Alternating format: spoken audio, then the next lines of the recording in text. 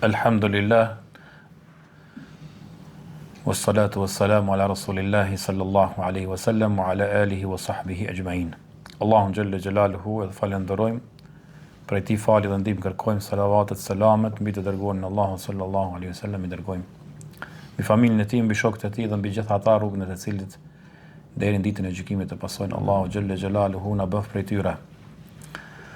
Të nderuar vëllezër, vazhdojmë me librin tek dispozitat e agjerimit, në lidhje me rregullat e agjerimit. Në dersin apo ligjëratën e kaluar kemi fol shkurtimisht për vlerën e atyre të cilët agjerojnë dhe kemi përmend disa hadithe, pastaj kemi përmend kushtet e atyre apo kushtet e agjerimit dhe kemi përmend se prej kushtet e agjerimit është që me qenë musliman, me qenë i rritur, i moshës madhore, me qenë i shëndosh mentalisht, dhe kemi përmend ata të cilët përjashtohen nga agjerimi dhe lirohen nga agjerimi. Kurse sot do të flasmi për shtyllat e agjerimit. Çka kemi për qëllim me shtyllat e agjerimit? Shtylla ka për qëllim ajo çka e mban një adhurim, pa të cilën nuk qëndron apo nuk vlen adhurimi fare. Në këtë rast, prej shtyllave të agjerimit të cilat i kanë përmend dietarët, fillimisht është niyeti. Sepse niyeti është ai i cili i don ibadetet prej ibadetit. Sikurse niyeti është ai i cili e don agjerimin farz prej ato nafile. Sikurse niyeti është ai i cili e don agjerimin atë namazin farz prej atij nafile. Andaj çdo ibadet patjetër duhet me pas niyetin që me të vlejt ibadeti apo adhurimi si adhurim. Dhe këtu s'ka dyshim se ky është mendimi i gjithë dietarëve, i gjithë mëdhëve, edhe për këtë ka ardhur thuja dhe ixhma në lidhje me këtë. Pastaj hadithi i pejgamberit sallallahu alaihi wasallam i cili na tregon qartë se për të pranuar një ibadet tek Allahu patjetër do të me qenë me niyet. Ka thënë pejgamberi sallallahu alaihi wasallam innamal a'malu binniyat wa innama likulli imri'in ma nawa. Çdo vepër vlerësohet apo të gjitha veprat vlerësohen sipas niyetit, edhe çdo kujt i takon asaj që ka për qëllim, ka për synim. Mirë po, niyeti i agjerimi, edhe si çdo niyet tjetër, në vepra dhe ibadete të tjera bëhet me zemër. Kur ti e ndon mendën për një vepër, ti vetëm se e ke arrit niyetin dhe e ke bërë niyet për atë punë. Pa marrë parasysh e shqipton apo nuk e shqipton me gojë. Kurse shqiptimi i gojë nuk është prej sunetit pejgamberit sallallahu alaihi wasallam. Andaj nëse një njeri e bën niyet për me agjëru, qoftë edhe e ndon në mendjen e tij apo e bën program, si më thon, ai vetëm se e ka ndonë niyetin edhe e ka bën niyetin për agjërim. Kjo vlen edhe për namazin edhe për çdo ibadet tjetër. Nuk është patjetër ti më thon e bëna niyet për me agjëru filan dite, ose pa bëj niyet me agjëru filan dite me shqiptu me gjuhë. Përderisa ti e ke ndarë me mendjen tonë, atëherë vetëm se niyeti është arritur. Kur është koha e niyetit? Kur duhet me bën niyet? Kemi thënë se agjërimi ndahet në dy lloje. Agjërim që është farz edhe agjërim i cili është vullnetar apo nafile. Tek agjërimi farz hen fillimisht agjërimi i muajit Ramazanit. Pastaj farz agjërim është edhe agjërimi kaza që bëhet. Pastaj agjërimi i kefaretit, i shpagimit, dhe agjërimi i nezrit. Tek këto lloje të agjërimit që është farz, niyeti duhet të bëhet që në mbrëmje, apo para ardhjes së agimit, para sabahit. Dhe për këtë dietarët i ndanë në dy mendime. Thash, mendimi i parë është se niyeti duhet të bëhet qysh në mbrëmje, ose pas perëndimit të diellit, ose mund me thonë me një pjesë prej pjesëve të natës, mas miri. Duke mbështetur në hadithin që cilën e ka transmetuar Hafsa radhiyallahu anha, që pejgamberi sallallahu alaihi wasallam ka thënë la sawmu liman lam yabit as-siyama min al-layli. Nuk ka agjërim për ata i cili nuk e bën niyet agjërimin çesh natën. Gjithashtu ka ardhur me një rivajet tjetër transmetim se kush nuk e bën niyet për të agjëruar para sabahut, para agimit, nuk ka agjërim për to. Dhe këti mendimi janë medhhebi i xhumhurit. Kur tham medhhebi i xhumhurit, kemi për qëllim shumica e dietarëve të apo fukahave të medhhebeve. Përveç hanefive. Domethënë mendimi i malikive, mendimi i hambelive, shafiive dhe pjesës dërmuese të dietarëve, përveç hanefive të cilët ata thonë se niyeti bën edhe gjatë pjesës së ditës. Mirë po më saktë në këtë mesele, s'ka dyshim se është mendimi i shumicës, për shkak haditheve të cilat kanë ardhur të veçanta në këtë çështje. Se njeti për agjërimin farz duhet të bëhet qysh natën. Po nëse dikush thot unë e kam bën jetë me agjëru për nesër, ka peru dielli, e ka bën jetë me agjëru, po s'ka mujt më uqun syfër. A kam agjërimin në rregull? Po. Momentin që ti e ke nda mendjen që ke me agjëru nesër, ke dash më uqun syfër, po s'ka dash Zoti s'ke mujt më uqu. Atëherë ti vetëm se me lindjen e diellit apo me ardhjen e agimit të vërtet ti je agjërushëm. Edhe agjërimi është në rregull. Domethënë nuk është patjetër ti që mu zgjun syfër. Edhe pse të zgjuar në syfyr, hangra e syfyrit është prej suneteve të forta, edhe është prej gjanave të preferuara, të dashura të Allahut, mirë po ndodh puna smunesh më çun syfyr, ti e ke ndarë mendjen me agjëru, ti vetëm se e ke bën jetë. Edhe agjërimi yt është në rregull. Për dallim prej agjërimit të vullnetar apo agjërimit nafile, që njeti mund të bëhet apo mund të lindi ideja për me agjëru, edhe masi që ka lind dielli, vetëm se me kusht që mos me hangër diçka, se ke nis mëngjesin me hangër me diçka, s'ke prish, s'ke hangër kur gjo, prej natës. Edhe dën me agjëru. Lejohet me ba njët momentin që ti të kujtohet apo ke vendos me agjëru. Për shembull, qosh me mëngjes, edhe të kujtohet sa të është ditë e hane, edhe ka qenë traditë e jotja, për shembull, zakon, qysh është edhe prej sunetit pejgamberit sallallahu alajhi wasallam, agjërimi të hanës dhe të ajtës. Mirë po ti ke harru me bën jetë prej mbrëmje. Kur e qun mëngjes, tu ka kujtu, atëherë e ndal, nuk han, nuk pen, edhe bën jetë prej aty, edhe agjërimi është në rregull. Tek agjërimi nafile, tek agjërimi vullnetar. Dhe për këtë ka argument nga i dërguari Allahu sallallahu alaihi wasallam, hadithin e cilën e transmeton Aisha radhiyallahu anha, që pejgamberi sallallahu alaihi wasallam ka hyrë një ditë prej ditësh në shtëpinë e Aishës dhe ka kërkuar ushqim. Dhe Aisha ka thënë, jo, nuk kemi diçka për ushqimit. Pejgamberi sallallahu alaihi wasallam ka thënë, atëherë un jam agjërueshëm. Me një transmetim ka thënë, atëherë unë po agjëroj. Dhe këtë rrugë apo këtë metodologji apo këtë sunet të pejgamberit e kanë ndjekë edhe sahabët e pejgamberit sallallahu alaihi wasallam, sikur se transmetohet një numër i konsiderueshëm i sahabëve, sikur se Aisha, Hudhaifa, Ali ibn Abi Talib, Ebu Huraira, Ebu Darda dhe shumë prej sahabëve të pejgamberit sallallahu alaihi wasallam. Mirë, po ajo çka dietarët kanë bën xhilaf se kur vlen jeti tash e agjërimit nafile. A duhet në gjys ditës? A duhet para dite? Duhet mëngjes si qohesh? E këtu pastaj kanë bën xhilaf. Një mendim i dietarëve është se njeti duhet jetë spaku të jetë para se të kaloj zenitin dielli, para drekës. E këtij mendimit janë Hanefit edhe Shafiit një mendim të vjetër. Kurse mendimi i dytë se njeti vlen në çdo kohë prej kohës së ditës, pa marrë parasysh kur e bën jetë, s'ke hangër kur gjon kur je çun sabah, më thonë se me kurse nëse e ke qel ke pi një kafe, do dhe hava tani bën jeti me agjëru se s'kish përflim për asaj. Po nuk e hangër kur gjon, edhe të kujtohet ka dreka që ato dikush qohet në 70 drejk nga një herë, e merr gjumi si shumë, ose a lodh, thot pe bëj jetë me agjëru sot. Shkoj më gjysa ditës, s'kam hangër kur gjon, është ditë e vlefshme, për shembull, është me rëndësi, ka raste për shembull që dita e agjërimit, edhe pse është nafile me qenë për ditëve të vlefshme, sikurse është dita e Arafatit. Për shembull, ajo një herë në vit të vjen ajo shans, edhe shpërblimi i tij është i madh, ose dita e Ashuras, edhe ajo veç një herë kalon në vit, dhe shpërblimi është i madh, edhe ke harru që është ta kujtoj njerëzit, por je qun tash në gjys ditës. Ta Hanefit thonë ja, do të më ka para dite. Spaku para zenitit. Kurse mendimi i dytë i dietarëve është i Hambelive edhe i Shafive, një mendim i të ri, thënë se nuk është kusht me qenë para zenitit ose para drekës. Pa marrë parasysh në cilën pjesë të ditës e bën jetë, agjërimi yt është në rregull dhe është i vlefshëm. Argument këtë rast është mos prezenca e argumentet e atyre të cilët e kurrëzojnë, domethënë me drek.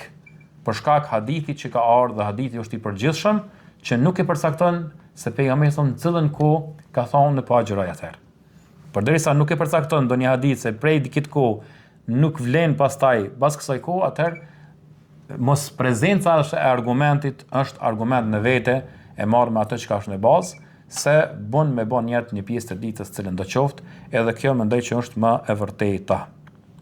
Kur jemi te agjërimi i muajit Ramazanit, a duhet me bën një jetë për çdo ditë, apo lejohet me bën një herë në fillim të Ramazanit, edhe kryse ku me agjëru këtë Ramazanin me njetë.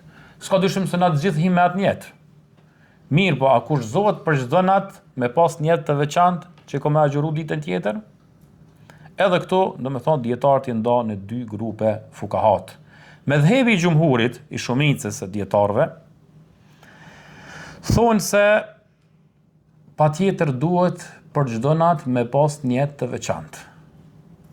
Patjetër duhet me pas një jetë të veçantë. Dhe të këtij mendimi janë, domethënë shumica thash e dietarëve, si Hanbelit, Shafit dhe Hanefit, përveç Malikive, të cilët thonë se lejohet me bën jetë në fillim të Ramazanit nëse ditët ose agjërimi nëse diti është i vazhdueshëm. Agjërimi është i vazhdueshëm. Normal se agjërimi i Ramazanit është i vazhdueshëm. Edhe thonë se lejohet me bën jetë vetëm një herë në fillim të Ramazanit edhe në rregull është. Mirë po, mendimi atyre të cilët thonë se për çdo jetë natë duhet një jetë të veçantë për çdo ditë që agjëron, është hadithi i pejgamberit sallallahu alajhi wasallam të cilën e përmendëm, se nuk ka agjërim për ata i cilin nuk e bën jetë prej natës. Apo, prej natës. Kjo është argumenti i xhumhurit që e përdorin, që çdo natë është me bën jetë për agjërimin e ditës së re. Mirë, po ata që thonë, sikurse Malikit, që lejohet me bën qysh në fillim të Ramazanit, edhe ata që e prishin në mes të Ramazanit, kurzohet me përsërit prap njëtin për ditë të tjera që ju ka mbet. Për ndryshe, nëse ai e ka bën jetë fillim të Ramazanit dhe e ka prish, di se e ka prish, i ka ra ai shtylla e agjërimit, kështu që duhet me ripërtri njëtin për agjërimin e ditëve të tjera. Kështu që më së miri themi se më saktë është që për çdo natë të bëhet një jetë për çdo ditë që kena me agjëru të muajit të Ramazanit, edhe kjo është themi është më e sakta. Atëherë përderisa njëti qenë ka rukn, o shtyll. Nëse bjen që kjo shtyll, a ka agjërim? Qysh bjen shtylla? Për shembull, nëse ti e ke bën jetë me agjëru, edhe gjatë ditës e ke bën jetë me prish. Tash e ke ndru njëtin. Ha? Ase e ke bën jetë me prish. Tash njëtin e parë e ke bën me agjëru, tash dytin për me prish. Tash që ky njëti që po do me prish ti, automatikisht ty ta prish agjërimin, sepse e ke rënu ato shtyllën e agjërimit që është njëti që ke pas me agjëru. Edhe në momentin që ti e bën jetë tash me prish, edhe nëse s'ti vetë mundësia me prish, ti agjërimin e ke prish. A i kupton? Për shkak se është rrëzu, është ra shtylla që është prej shtyllave të agjërimit, njëti që e ke pas me agjëru. Edhe këti medhhebi apo këti mendimit janë Malikit, Hanbelit, edhe një pjesë e Shafiive, dhe ky është mendimi i Ibn Hazmit edhe i Ibn Thejminit të bashkohorëve, se me prishjen e njëtit të prishet agjërimi edhe nëse nuk han. A duhet me qenë njëti vendosur, apo lejohet me agjëru me dy njete? A, pa agjëroj, as pa agjëroj. A i cili agjëron me dy njete, agjërimi ti është i papranuar. A i cili agjëron me dy njete, pa agjëroj sot dhe s'pa agjëroj, ko me agjëru nesër, po s'ka me agjëru, agjërimi ti është i papranuar. Mirë, po a i cili e bën jetë me kusht, për shembull ndodh, thot nuk po dihet a është Ramazan nesër apo nuk është. Po nëse nesër është Ramazan, unë ka me agjëru. Atëherë agjërimi i tij është në rregull dhe njeti i tij është në rregull. Për shembull, e ka zgjuar para akşamit, njerëzit e kanë pohanën, aty si ka ra deri kur aq në sabah ose mas yatsis apo si ka mri lajmi. Kur aq në sabah i kanë thonë njerëzit sa është Ramazan, ai e ka bën jetë piprom se nëse është Ramazan ka me agjëru, edhe agjërimi i tij është në rregull. A bjen ndonjëherë njeti në raste të caktuara, a lejohet me bën jetin pa gjysmës ditës? Na tham se jo. Po a ka raste që përjashtohen apo janë të caktuara ku lejohet, edhe vlen jeti i tij, edhe nuk ka nevojë me përsërit atë ditë? Po. Janë disa raste të veçanta, sikurse ai personi i cili hyn në Islam ditë Ramazanit. Dikush do me pranu Islamin, edhe ja ka lëzën të shurutet e dinit, shtyllat e Islamit, i ka lëzën që me agjëru është farz, edhe ai tasha me hangër, se ka bën jetë bin akşam, pi mbrëmje apo me agjëru. Jo, dietarët thonë, e ndalon ushimin, nuk e han, nuk pinë për atij momenti dhe nuk ka nevojë me përsërit atë ditë të agjërimit. Nuk ka nevojë me bë kaza atë ditë. Gjithashtu ai i cili është në moshën e vogël dhe hyn në moshën madhore gjatë ditës Ramazanit, po ashtu edhe ai i cili i ka humbur vetëdia e tij, i ka humbur mendja dhe i kthehet fiqiri, i kthehet mendja ka gjysa ditës, kfillet.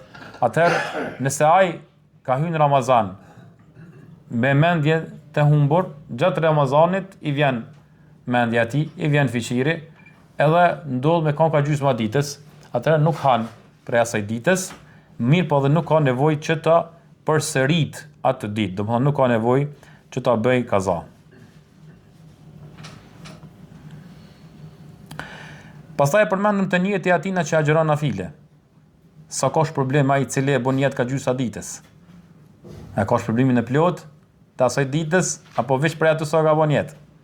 Disa prej dietarëve kanë thënë, sikurse edhe Imam Ahmedi, edhe Shafi'it, se sevapin e merr për aq sa ka agjëru. Kurse Hanefit thonë se sevapin e ka të plot.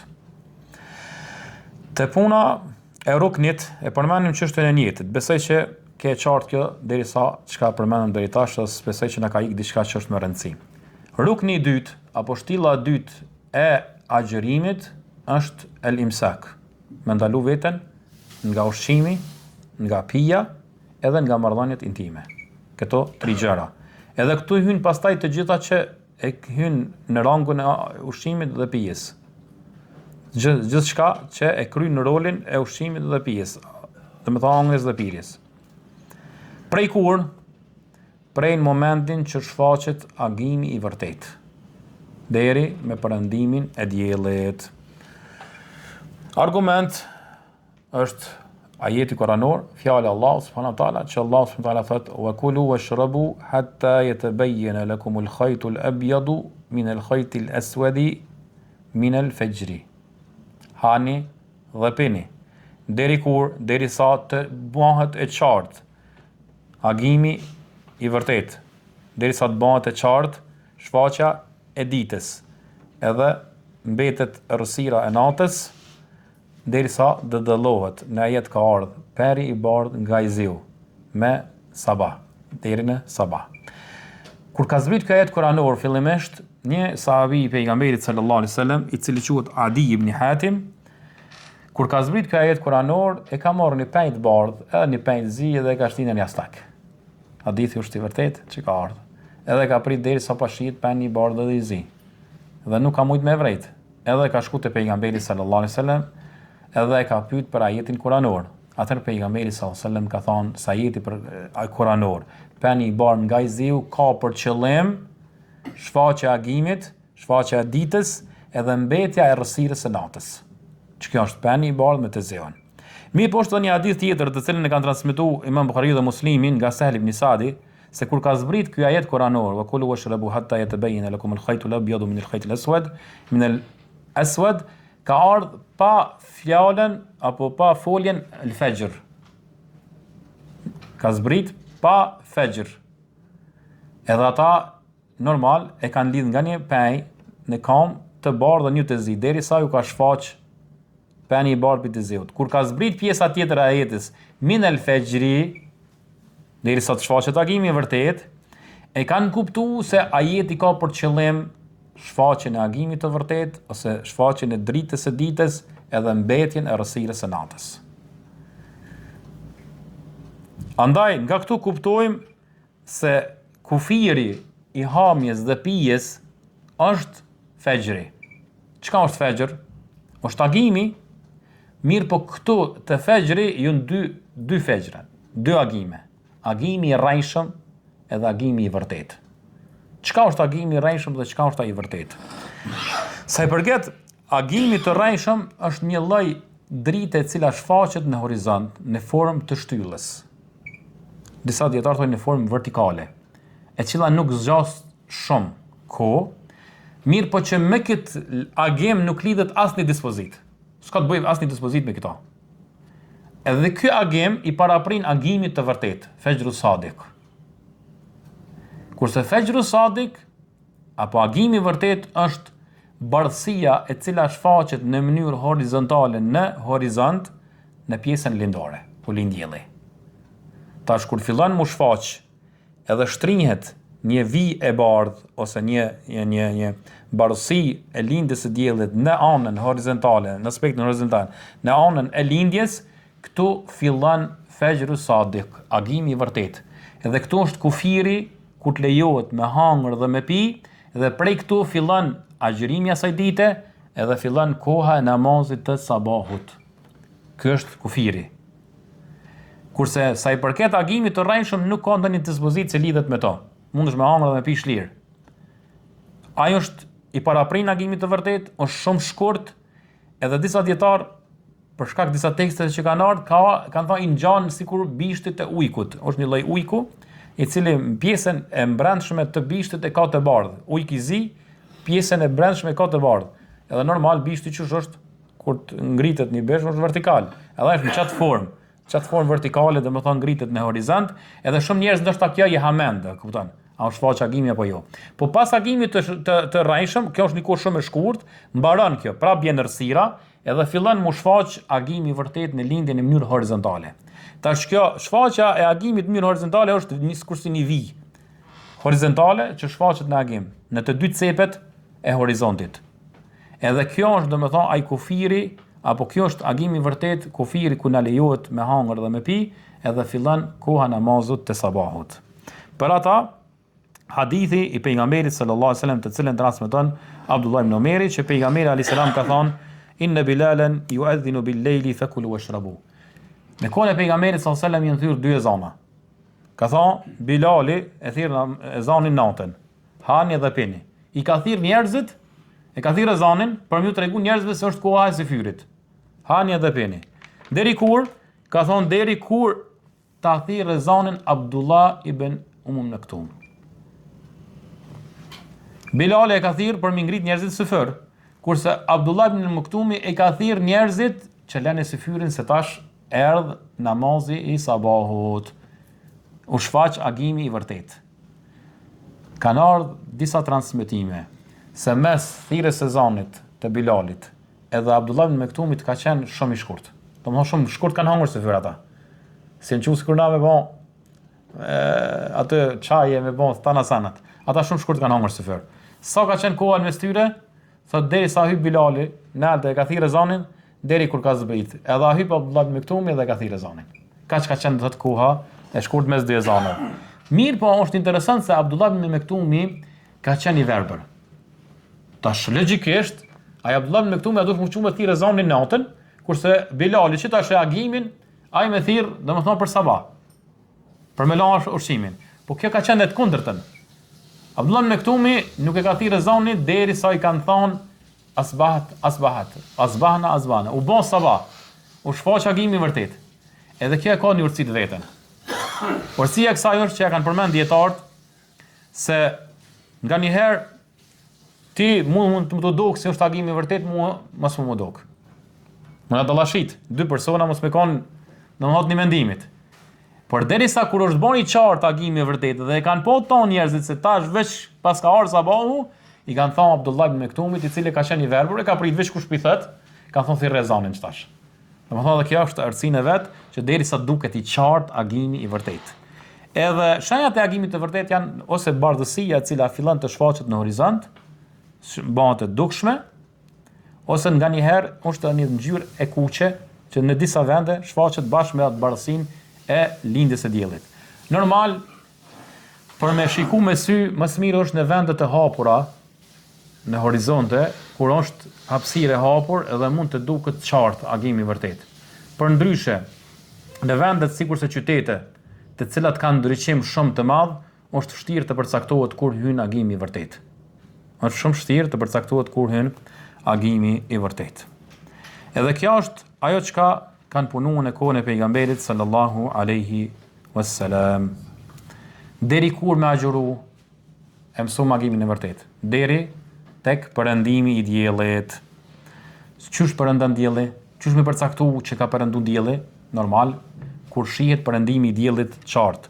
Hadithi i pejgamberit sallallahu alaihi wasallam që ka thonë: "Idha aqbala al-layli min ha huna wa adbara ha huna, ose adbara an-naharu ha huna, gharabat ash-shamsi wa gharabat ash-shams faqad aftara as-sa'im. Ka thënë pejgamberi sallallahu alaihi wasallam. Nëse fillon me ra errësira, ka pas për qëllim nga ana lindjes, dhe fillon me u zhduk dita në anën e perëndimit, edhe ka perëndu dielli, thot vetëm se agjëruesi mundet me qel agjërimin e tij. Ka perëndu dielli, kanë thënë dietarët, perëndon disku i tij diellit. Edhe kjo kuptohet në horizontin në të cilën shihet dielli. Se ka mundësi dikush me hynë banesa 100 kat ose shet diellin, mas i kindis mo hiç. Edhe i duket që ka perëndu dielli, jo, kjo nuk pranohet. E as ai i cili është ulur në ndonjë kodër të madhe që është afër tij. Edhe për të mas i kindis ka mundësi me perëndu dielli. Mirë, po edhe kjo nuk vlen. Po patjetër do të më qenë në vende ku shihet horizonti i qartë, edhe kufiri, të cilën e përcakton atë vend ku jetojmë, edhe perëndon dielli. Në momentin që perëndon dielli, disku i diellit, edhe vjen errësira nga ana e lindjes, fillon me roterri, shlirë mundesh me e prish agjërimin ose me bën iftar. Dhe nuk mirët në konsiderat ngjyra e kuqrem të cila mbetet në perëndim, sepse ajo zgjat një kohë. Në momentin kur të hupe edhe ajo kuqremta, ai moje vetëm në shfaqen yjet dhe henjatësia. Mirë, po kjo është domethënë përcaktimi i perëndimit të diellit. Për ata ka thënë Hafidh ibn Rajab, thot me këtë hadith kuptojmë se në momentin që perëndon disku i diellit, atëherë hyn koha namazit të akşamit, edhe fillon agjëruesi me e prish. Mundet me e prish domethënë agjërimin. Edhe për këtë ka ixhma konsenzus të dietarëve. Për ata dhe pejgamberi sallallahu alaihi wasallam ka thënë se kanë me vazhdu i meti jam me qenë në mirësi përderisa ata e shpejtojnë iftarin edhe e vanojnë syfyrin. A me përmend edhe një çështje të cilën është na delikate, është me rëndësi ndoshta me përmend. Te puna e lanjes agjërimit, të cilën nganjëherë e kemi na të papërcaktuar, edhe daj mes imsakut edhe namazit sabahut. Sheriatikisht nuk ka dallim. Momentin që vjen koha me lan agjërimin, shfaqet agimi i vërtet, prej aty e lën agjërimin, e lën ushqimin, fillon me agjërim edhe fillon koha sabahut. Domethënë nuk ka distancë mes këtyre dy gjanave.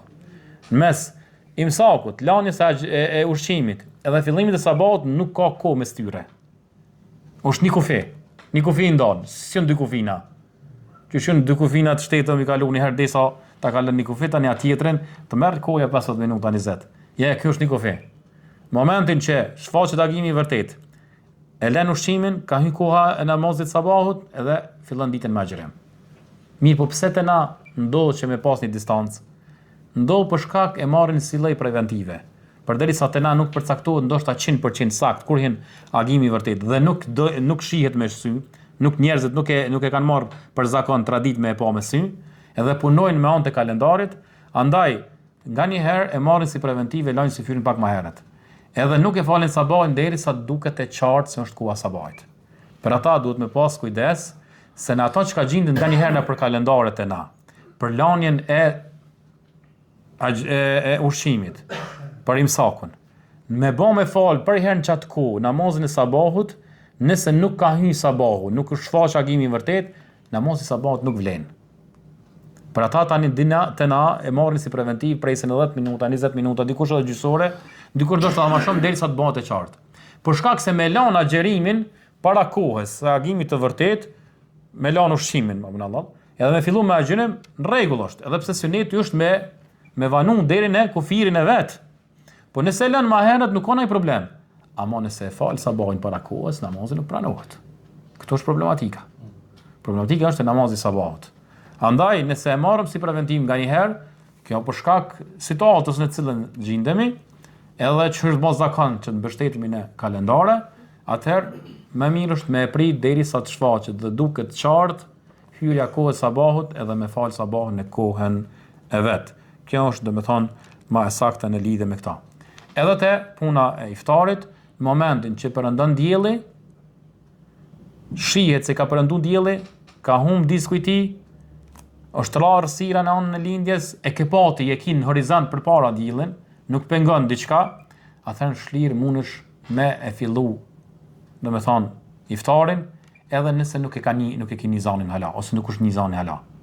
Sepse edhe na nganjëherë dallon perëndimi i diellit me atë distancën që është përcaktuar nëpër kalendare, sepse nëpër kalendare edhe vetë ata të cilët i kanë formuar kalendaret e kanë përmend se kemi lënë një hapësirë, një distancë, një lloj preventive që mos njerëzit mos mungut. Përderisa nuk mbështeten domethënë me shikim. Nëse dikujna ju ka dogë që ka përëndu dielli. Ju ka dogë dikujna që ka përëndu dielli, po në fakt s'ka përëndu, ka qenë vranë të sane, po parafërsisht, nështë ka lu 5-6 minuta, 10 minuta, edhe e ka prish agjerimin, ka hangër, ka bojë iftar. E pas një minutë të shë, dalin rrezet të pas ka përëndu hala. Çka me ba? Agjerimi ti jana është në rregull. Edhe kjo ka ndodhur në kohën e Omerit radhiyallahu anhu, po edhe në kohën e vet pejgamberit sallallahu alaihi wasallam. Për ata transmetohet nga Zeid ibn Wahb, thot kanë bë njerëzit iftar në kohën e Omerit radhiyallahu anhu. Saqë thot i kena pa njerëzit duke i dhënë ujë njerëzve në rrugë, apo thot edhe kanë pi ujë, kanë prish agjerimin. Pastaj s'ka shku shumë kohë, shumë shkurt thot, është largu goret dhe kanë pasë se dielli nuk ka përëndu hala i plot. Edhe sikur se njerëzit janë ngushtu, çka me bën tash? Edhe janë drejtu te Omeri radhiyallahu anhu. Dhe Omeri radhiyallahu anhu ka thonë, Allahu xhelle xhelal nuk na merr për ata të cilën harrojmë ose gabojmë. Allahu nuk na merr për ata të cilën harrojmë dhe gabojmë. Njëjta gjë ka ndodhur edhe në kohën e pejgamberit sallallahu alajhi wasallam, transmetohet nga Esmaja e bija Abu Bekrit radhiyallahu anhu, thotë e kena çel iftarin në Ramazan në kohën e pejgamberit sallallahu alajhi wasallam për shkak vranësime, se kena vrejt a ka përëndu dielli apo jo. Edhe pas një kohë të shkurt, o shfaq prapë thot dielli. Thot edhe agjerimi e asaj dite ka qenë në rregull për ta, edhe pejgamberi thonë nuk i ka urnuar që me e përsërit ose me e kompenzu, me e bën kaza atë ditë. Për ata Sheikhul Islam Ibn Taymija thot për këtij hadithi ose kësaj ngjarje nxjerrim dy dobi. E para, dobia e parë është se nëse është vrat, nuk është patjetër tashti me prit tek fjellet edhe derisa të bin yjet ose derisa të bëhet terrorësir që ti me prish. Për shkak se mundesh me përcaktu me një ditë që ka qenë më përpara kur ka fjellët. Tash nëse dje s'ka pas re, edhe ke pa diellin të perun 7:30, edhe sot kur ka re dhe ka shi, që të dikon do të me ka 1 minutë 2 mund me lu, 7:30 31. Edhe jo me bën tash ti me prit 8 ose 18, se ndoshta s'ka perun dy dielli hala. E kupton? Kjo është dobia e parë. Për ata dhe sahabët e pejgamberit sallallahu alajhi wasallam, edhe vetë pejgamberi sallallahu alajhi wasallam me perëndimin e diellit e kanë shpejtuar me çel iftarin, nuk e kanë vanu me përcaktuar tash hap ma sigurt. Se ka disa të na, alo, janë disa pleq që e shtynin edhe 3-4 minuta ma sigurt se tutet se pe prish. Përkundra suneti është që me shpejtu iftarin. Pa thon para kohës, po mos me vonu. Edhe dyta, nga ajo që kuptojmë nga ky hadith i pejgamberit sallallahu alajhi wasallam që ka transmetuar Esma, thotë se pejgamberi sallallahu alajhi wasallam ata të cilët kanë gabu në përcaktimin e perëndimit diellit dhe e kanë qel iftarin, ndoshta pak para kohës me ijtihadin e tyne që e kanë bën, thot pejgamberi sallallahu alajhi wasallam nuk i ka urnuar që me bën kaza atë ditë, me përsërit atë ditë.